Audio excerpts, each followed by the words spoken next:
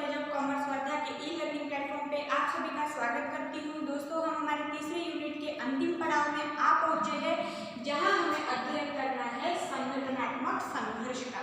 अब संगठनात्मक संघर्ष का अध्ययन करते हुए हमें सबसे पहले संघर्ष क्या होता है ये जानना पड़ेगा। फिर उस संघर्ष को जानने के बाद उसका अर्थ हमें जोड़ना होगा संगठनात्मक स्तर पर। मतलब सबसे पहले संघर्ष की क्या परिभाषाएं है, इसका अध्ययन हमें यहाँ करना है। फिर उसके बाद संघर्ष निर्माण होने के कारण क्या होते हैं, जिसको हम अलग अलग प्रकारों में भी समझ सकते हैं, तो इसको हम देखेंगे संघर्ष के प्रकार में। और उसके बाद हमारे आज के वीडियो का अंतिम उद्देश्य है कि हम संघर्ष के संदर्भ में जो अलग अलग शास्त्रज्ञों ने अपने अपने दृष्टिकोण व्यक्त किए हैं, फिर उन दृष्टिकोण व्यक्त करने का जो समयावधि है, जो टाइम है, वो एक तो बहुत पुराना होगा या तो नए प्रणाली के अंतर्गत आने वाले शास्त्रज्ञों ने अपने विचार वहां व्यक्त किए होंगे। तो ऐसे ही दो विभागों में संघर्ष के संदर्भ में दृष्टिकोण हमने आज यहाँ पढ़ना है, जिसमें दो विभाग है। पहला है प्राचीन दृष्टिकोण, जिसको हम ट्रेडिशनल भी बोल सकते हैं, और दूसरा है आधुनिक दृष्टिकोण, जिसको हम मॉडर्न भी बोल सकते हैं। तो जब हम ऑर्गेनाइजेशनल कॉन्फ्लिक्ट्स या जिसको संगठनात्मक संघर्ष हम कह रहे हैं, इसका अध्ययन कर रहे हैं, तो संगठन में या हमारे संगठन के भीतर असंख्य व्यक्ति या लोग कार्यरत होते हैं। उनमें कार्य करते हुए समान उद्देश्यों के पीछे जब इतने सारे व्यक्ति दौड़ते हैं, तो उन उद्देश्यों की पूर्ति के साथ साथ कहीं ना कहीं खुद का नाम होना चाहिए। हमारा जो स्तर है वो ऊंचले स्तर पे जाना चाहिए, ऊपर जाना चाहिए, हमें अच्छी जगह मिलनी चाहिए, पोस्ट मिलनी चाहिए, ओहदा मिलना चाहिए। तो बहुत सारे कारणों के वश आके व्यक्ति दूसरे व्यक्तियों को गिराना शुरू करता है या उनके हित के साथ खिलवाड़ करने के लिए किसी भी हद तक जाके खुद को अच्छा साबित करने में भले ही दूसरों का कुछ भी नुकसान हो जाए, वो पीछे नहीं देखते हैं, क्योंकि वैसे लोग कहीं ना कहीं खुद के बारे में ज़्यादा सोचने वाले, जिन्हें हम स्वयं केंद्रित है ऐसा भी बोल सकते हैं, और साथ ही साथ वे संगठन के उद्देश्यों को भी पूरा करते चलते हैं। कभी कभी मतलब खुद की छवि अच्छी कब बनेगी, जब हम बहुत अच्छा काम करके दिखाएंगे तब। तो संगठन के उद्देश्यों को पूरा करते करते अपने साथ आने वाले लोगों के साथ हम अगर कभी धोखा कर देते हैं, उनके पीठ पे खंजर कसना, जिसको बोलते हैं कि पीछे से वार करना, खुद को आगे बढ़ाने के लिए अगर हम दूसरों को रौंदते चलते हैं, तो ऐसे कारणों से भी संगठन के भीतर संघर्ष निर्माण होते हुए दिखाई पड़ता है। अब संगठन निर्माण होने के पीछे बहुत सारे कारण हमने देखे कि क्या क्या हो सकते हैं, लेकिन जब ऐसे विवाद निर्माण हो जाते हैं, तो उन विवादों के कारण उत्पादन हमारा जो जिस कार्य का मेन ये होता है कि उत्पादन प्रक्रिया सही चलनी चाहिए, उस उत्पादन प्रक्रिया पर परिणाम होता है। कर्मचारियों में समूह की निर्मित होती है। अब आप सोचोगे कि हमने तो यह समूह का निर्माण पढ़ा है, समूह की गतिशीलता पढ़ी है, समूह के निर्माण के फायदे देखे, महत्व देखे, लेकिन अब उन्हीं समूहों का यहाँ पे हम दूसरा रूप देखेंगे कि कभी कभी ऐसे विचार वाले लोग अपना एक समूह बना लेते हैं, एक संघ बना लेते हैं और दूसरे लोगों के खिलाफ काम करना चालू करते हैं, जिससे कभी कभी संगठन का भी नुकसान हो सकता है। उसके अलावा हम कर्मचारी, उपक्रम, समाज और देश, इन सभी को भी दुष्परिणाम भोगने के लिए छोड़ रहे हैं अपने कामों को करके। ऐसा भी हम कह सकते हैं कि जो अन्य लोग हमसे प्रताड़ित हो रहे हैं, वे समाज और देश भी ऐसे कारणों से कभी कभी आहत हो सकता है। तो ये ऐसे प्रकार के संघर्ष व्यावसायिक क्षेत्रों में या व्यवसाय जगत में निर्माण ना हो, इसके लिए प्रबंधन प्रणाली कार्यरत रहती है या कार्यान्वित होती है कि एक बार अगर संघर्ष की निर्मित हो गई, तो उसे ठीक करना या उसके जो परिणाम हुए हैं, उन परिणामों से बाहर निकलना बहुत जटिल होते जाता है। इसीलिए संघर्ष के लिए मतलब संघर्ष ना हो या संघर्ष की स्थिति निर्माण ना हो, इसके लिए कार्य किया जाना चाहिए। तो अभी जाना चाहिए बट संघर्ष निर्माण होता तो है। अगर कोई ये बोलता है कि हमारे व्यवसाय में बिल्कुल संघर्ष नहीं निर्माण होते, कोई रुकावटें नहीं आती, सब बिल्कुल एकदम सुव्यवस्थित चलता है, हमारा काम एकदम मक्खन के जैसे बिल्कुल क्रियान्वित एक बार करना शुरू किए तो अंत होके ही रुकता है, तो वो साफ झूठ बोलता है। क्योंकि ऐसा कोई संगठन नहीं जहां पर संघर्ष निर्माण ना हुए हो। तो इसीलिए आइए जानते हैं संघर्ष की विभिन्न परिभाषाएं अलग अलग शास्त्रज्ञों के अनुसार। सबसे पहले अगर हम एस.टी. रॉबिन्स के हिसाब से संघर्ष को जानने की कोशिश करते हैं तो एस.टी. रॉबिन्स के मतानुसार संघर्ष यह एक प्रक्रिया है। संघर्ष यह प्रक्रिया होने के बावजूद उस प्रक्रिया में फिर होता क्या है, तो एक आता है कोई ऐसा पर्टिकुलर व्यक्ति विशेष किसी अन्य व्यक्ति को रुकाने के लिए, जैसे दो लोग हैं, अगर वो दोनों बहुत क्रिएटिव है, दोनों कार्यशील है, दोनों कुशल है, तो ऐसे में दोनों के मध्य स्पर्धा निर्माण हो गई, तो फिर वो दूसरा सोचता है कि कहीं ये मुझसे आगे ना चला जाए। तो इस हीनता की भावना को मन में रखते हुए हम उस दूसरे व्यक्ति को आगे न जाने देने के लिए उसके कामों में जब रुकावटें लाने की कोशिश करते हैं, जब उन रुकावटों के कारण उसका काम खराब करने की कोशिश करते हैं, तब उस व्यक्ति ने उद्देश्य पूरा करने के लिए अपना योगदान न देते हुए संघर्ष की निर्मिति कर दी, ऐसा हम कह सकते हैं। और वहाँ पे सभी का हित संबंध बरकरार रखना या बनाए रखना बहुत मुश्किल हो जाता है। ये थी पहली एस.टी. रॉबिन्स की परिभाषा। उसके बाद अगर हम देखें कि जूसियस के मतानुसार संघर्ष क्या है, तो जूसियस कहता है संघर्ष मतलब असंतोष की भावना की व्यक्ति होती है या असंतोष की भावना निर्माण करने के लिए क्रियान्वित व्यक्ति के द्वारा अन्य लोगों के मध्य फैलाई गई एक बेकार सी ऐसी चीज है, बेकार सी ऐसी भावना है जिसके कारण लोग एक दूसरे के मध्य भी यहाँ पे मतलब जहाँ हम हंसते खेलते काम कर सकते थे, जहाँ अच्छे से काम कर सकते थे, वहाँ दुश्मन की तरह अगर किसी को देख रहे हैं, उसे हम उसका मतलब काम बिगाड़ने के लिए किसी भी हद तक जा सकते हैं।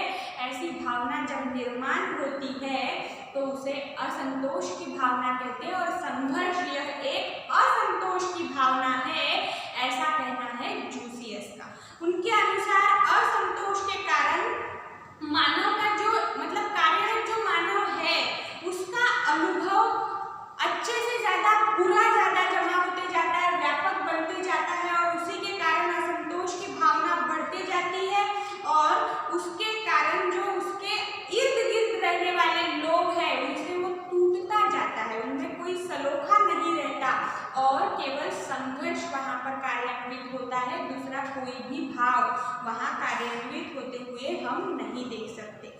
फ्लिपो क्या बोलता है वो देखते हैं। अब जैसे 3 परिभाषाएं अगर मैं आपको बता दूं तो ये आपके लिए सफिशिएंट है और इसके अलावा भी नोट्स में आपको बहुत सारी परिभाषाएं मिल जाएंगी, लेकिन फ्लिपो की परिभाषा मुझे आज यहाँ पे अपने वीडियो में लेना इसलिए जरूरी लगती है क्योंकि उसका उल्लेख मैंने आपको प्रस्तावना करते हुए भी किया है कि अगर कोई संगठन ऐसा प्रस्तुत करता है कि हमारे संगठन के मध्य कभी भी संघर्ष निर्माण नहीं होता या संघर्ष उद्भवता नहीं है, तो वो साफ साफ झूठ बोलता है या वह अपने संघर्षों को दबा के रखने की कोशिश करता है, संगठन अपनी छवि अच्छी बनाने की कोशिश कर रहा है, ऐसा हम बोल सकते हैं।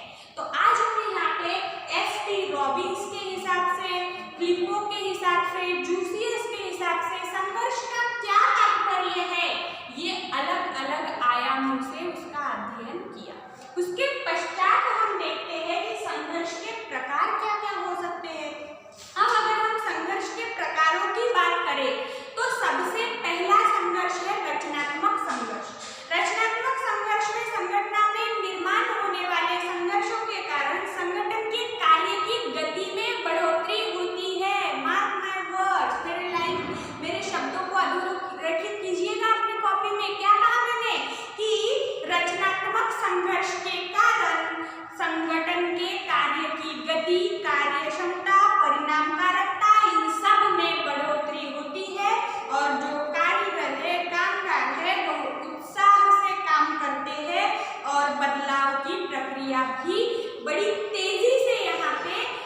क्रियान्वित की जाती है और संगठन के उद्देश्य पूर्ण करने के लिए अनुकूल परिस्थिति निर्माण होती है और ऐसे संघर्षों के कारण मतलब रचनात्मक संघर्ष के कारण बहुत ज्यादा प्रमाण में संगठन फायदे में रहता है या लाभ में रहता है। मतलब देखो संघर्ष हमेशा गलत ही निर्माण करेगा ऐसा भी नहीं है। अब यहाँ पे क्या हुआ, रचनात्मक संघर्ष हो गया, मतलब जिसके कारण अगर यहाँ पे ऐसा भी हो सकता है कि जो एक कार्य प्रणाली की रचना थी उसमें जो अधिकार एवं जिम्मेदारी के साथ काम करने वाला व्यक्ति था वो कुशल नहीं था, उसके कारण अन्य काम नहीं कर पा रहे थे और अगर उसमें संघर्ष निर्माण हो गया और वहां पे अगर चल विचल हुआ अपने पदों में तो उनके कारण दूसरा व्यक्ति अगर वहां पे आ जाता है, संघर्ष निर्माण हुआ, फिर दूसरे को वो जगह दी गई, फिर अन्य लोग बहुत खुश हुए कि अब बिल्कुल ठीक यहाँ पे प्रबंधक आ चुका है, हम एकदम सही काम कर सकते हैं, तो कार्य में हर्ष और उल्लास निर्माण हुआ और एक अच्छा काम हुआ। ऐसा भी संघर्ष कभी कभी कर सकता है। मतलब अगर ऐसा सोचे तो रचनात्मक संघर्ष फायदेमंद होता है या वो संगठन के दृष्टि से लाभकारक होता है, ऐसा हम बोल सकते। दूसरा है, और ये जो हम संघर्ष देख रहे हैं प्रभाव के आधार पर देख रहे हैं, उसका क्या प्रभाव पड़ता है। जैसे रचनात्मक संघर्ष का क्या प्रभाव पड़ा, सकारात्मक प्रभाव पड़ा। अब विपरीत संघर्ष देखते हैं कि विपरीत प्रभाव डालने वाला संघर्ष कौन सा होता है, तो वो विघातक संघर्ष होता है। विघातक संघर्ष में संगठन की कार्य की गति, कार्य क्षमता, परिणामकारकता सभी कम हो जाते हैं। संगठन में काम करने वाले लोगों के मन में द्वेष की भावना होती है, एक दूसरे को कब इसको मैं ये कर दूं ऐसे भाव से रहते हैं और ऐसा करने के कारण कर्मचारियों का मनोबल भी कम होता है और बदलाव की प्रक्रिया में भी रुकावटें निर्माण होती है। मतलब प्रभाव सकारात्मक और नकारात्मक दोनों हो रहे। सकारात्मक प्रभाव करने वाला संघर्ष रचनात्मक संघर्ष और नकारात्मक प्रभाव करने वाला संघर्ष विघातक संघर्ष होता है। अब ये प्रभाव के आधार पे देखा, अगर पक्ष के आधार पे देखें तो मतलब संघर्ष करने वाली पार्टी कौन कौन है ये अगर देखें तो इसमें संघर्ष होगा अंतर व्यक्तिगत संघर्ष या अंतर समूह संघर्ष। फिर अंतर व्यक्तिगत संघर्ष में हम देखेंगे कि किन व्यक्तियों के मध्य संघर्ष हो सकता है, तो कर्मचारी और उनके मालिक के बीच में संघर्ष निर्माण हो सकता है। श्रमिक लोगों के जो अलग अलग समूह होते हैं उनमें रेखा स्तर पे मतलब शरीर के श्रमिकों में भी संघर्ष हो सकता है और एक प्रकार रेखा स्तर पर का संघर्ष मतलब जैसे प्रबंधक है, वित्तीय विभाग का प्रबंधक है, विक्रय विभाग का प्रबंधक है, उत्पादक विभाग का प्रबंधक है, विपणन विभाग का प्रबंधक है, सभी प्रबंधक है। मतलब एक ही लाइन में काम करने वाले हैं, एक ही रेखा पर शरीर के औहदे से काम करने वाले लोग हैं, लेकिन विभाग में फर्क है। तो ऐसे जब सेम रेखा पर कार्य करने वाले लोग होते हैं तो इनके मध्य भी संघर्ष निर्माण हो सकता है। इसके अलावा अगर हम बात करें तो एक समूह के अलग अलग सदस्यों के बीच में भी संघर्ष निर्माण हो सकता है और संगठन के विविध विभागों में या समूह में, जैसे रेखा में मैंने अभी आपको रेखा समझाने के लिए अलग अलग विभाग बताए कि प्रबंधक सभी है लेकिन अलग अलग विभागों के हैं, तो ऐसे ही हम एक ही विभाग में भी लोग देख सकते हैं जो शरीर के लेवल पे काम कर रहे हैं तो वो रेखा में आएगा। और जब विभागों की बात हुई, जैसे यहाँ पे फाइनेंस डिपार्टमेंट मतलब वित्त विभाग, यहाँ पे अगर हम मार्केटिंग की बात कर ले, यहाँ पे सेल्स की बात कर ले, यहाँ पे अगर प्रोडक्शन की बात कर ले, तो ये जो मैंने यहाँ पे डिपार्टमेंट लिख दिए, इन सभी डिपार्टमेंट के मध्य अगर संघर्ष निर्माण हो रहा है तो वो व्यावसायिक विभागों के अंतर्गत निर्माण होने वाला एक जटिल और पेचीदा संघर्ष होता है, क्योंकि ये पूरे विभागों को निस्तनाबूद भी कर सकता है। इसीलिए संगठन के विभाग और समूहों के मध्य कभी संघर्ष निर्माण नहीं होना चाहिए, पर बहुत बार ऐसा भी देखा जाता है कि ये संघर्ष निर्माण होता है और संगठन के स्तर पर भी संघर्ष निर्माण हो सकता है। श्रेणीबद्ध संघर्ष निर्माण कैसे होगा? श्रेणीबद्ध संघर्ष में एक होता है, तो ये संघर्ष क्या है? तो हमने श्रेणियों का अध्ययन किया है प्रिय छात्रों। अगर आपने पहले से पूरे वीडियो देख रहे हैं तो वहां पे मैंने आपको एक श्रेणीबद्ध आकृति बंद पढ़ाया हुआ है, जिसमें मैंने आपको उच्च स्तरीय प्रबंधन, मध्यम स्तरीय प्रबंधन, निम्न स्तरीय प्रबंधन, इनके अंतर्गत आने वाले संख्य काम करने वाले लोग, ये सभी बातें आपको पढ़ाई है। प्रबंधन के स्तर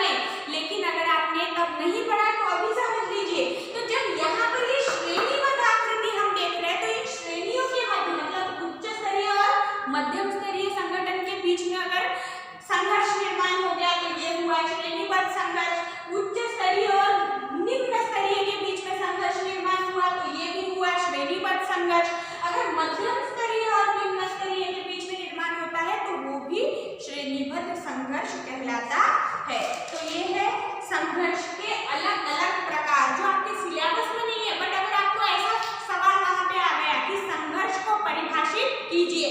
तो वहां पे संघर्ष की परिभाषाएं देते हुए संघर्ष कैसे निर्माण होता है ये भी हम बता सकते हैं, जिसमें मैंने आपको अनगिनत प्रकार अभी यहाँ पे बता दिए हैं।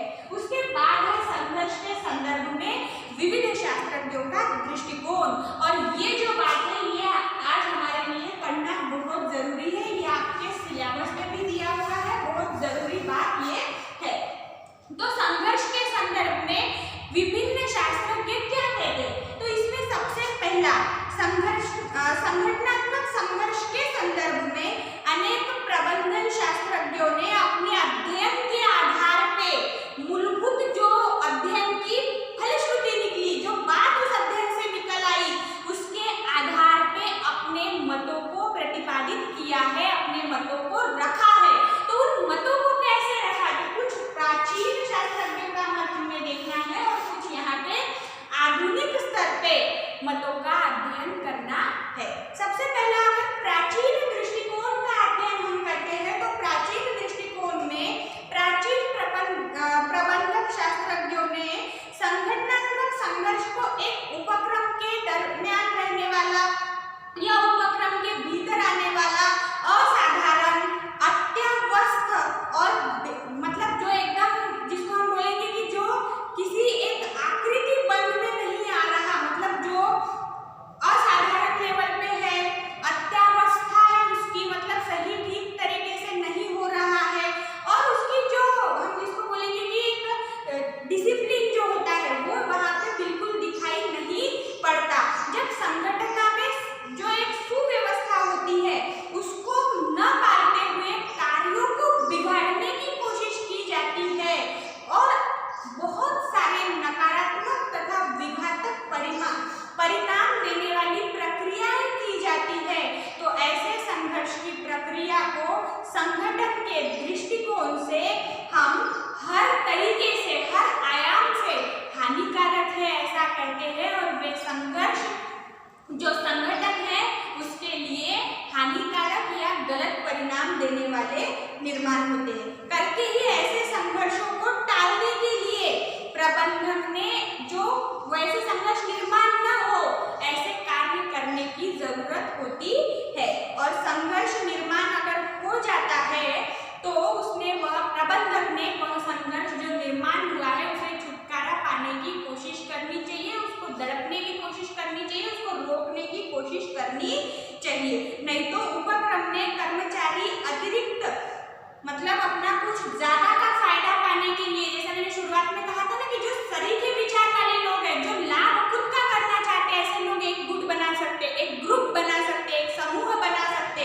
तो अगर प्रबंधक सही समय पर सही कदम नहीं उठाता है तो ऐसे ग्रुपों का निर्माण हो सकता है। और संघर्ष प्राचीन दृष्टिकोण से अगर हम देखें तो समूह निर्माण करके ही संघर्ष ज्यादा बार किया गया है, ऐसा प्राचीन दृष्टिकोण का मत है या विचार है कि ज्यादा से ज्यादा जो ऐसे विघातक काम होते हैं वो समूह के रूप में ही किए जाते हैं। तो ये हमने पहला प्राचीन दृष्टिकोण देखा। अब इसके बाद हम देखते हैं आधुनिक दृष्टिकोण। अब आधुनिक दृष्टिकोण में क्या आएगा, तो व्यवस्थापक या प्रबंधक, हर शास्त्र में ये कहा गया है कि जब प्रबंधक आधुनिक प्रणाली से कार्यरत कर रहा है, मतलब हर शास्त्रोक्त पद्धति से हम ये देख रहे हैं कि प्राचीन और अभी की आधुनिक प्रणाली, इसमें जमीन आसमान का अंतर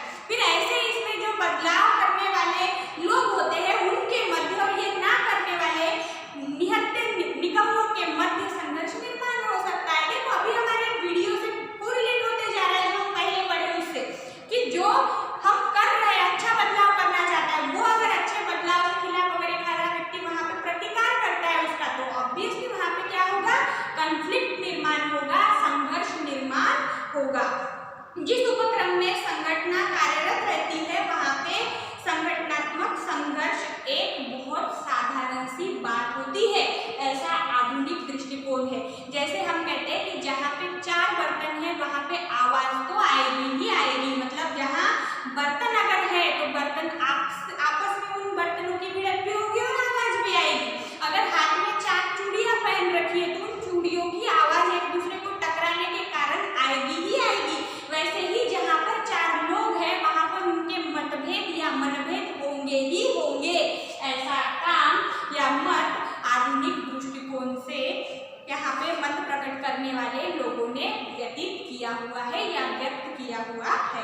उसके बाद संगठन में अनेक कारणों से तनाव निर्माण हो सकता है जिसकी परिणति अंततः संघर्ष हो सकती है। अब क्या कह रहे हैं आधुनिक दृष्टिकोण वाले या आधुनिक दृष्टिकोण के शास्त्रज्ञ कि संघर्ष कब निर्माण होता है, तो जब संगठन के भीतर भिन्न भिन्न कार्य किए जाते हैं और उन कार्यों में लोगों के अलग अलग मत प्रकट किए जाते हैं, अलग अलग हित संबंध होते हैं।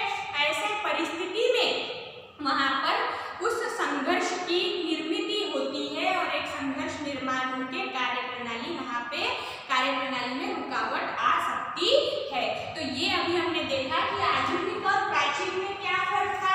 तो प्राचीन ये बोल के निपट लिए, क्या बोला उन्होंने कि समूह निर्माण हुआ मतलब संघर्ष निर्माण हुआ, लेकिन आधुनिक शास्त्रज्ञों ने उसे बहुत अच्छे तरीके से पॉइंट के हिसाब से परिभाषित किया कि पहला क्या कहा उन्होंने कि अगर संघर्ष निर्माण हो भी रहा है तो वो हमेशा हानिकारक नहीं होता, दूसरा वो लाभदायक भी नहीं होता। तीसरे पॉइंट में उन्होंने क्या कहा कि बदलाव के लिए प्रतिकार करने वाले लोगों के कारण संघर्ष निर्माण हो सकता है, इसलिए वे लोग हानिकारक निर्माण होते हैं। और अगर उपक्रम में संगठना में अगर ऐसे संघर्ष निर्माण होते हैं तो उससे विचलित होने की जरूरत नहीं होती, क्योंकि जहाँ पे 4 लोग हैं वहाँ पे मतभेद आएंगे ही आएंगे। और अंतिम मुद्दे में उन्होंने कहा कि संगठना में अनेक कारणों से तनाव निर्माण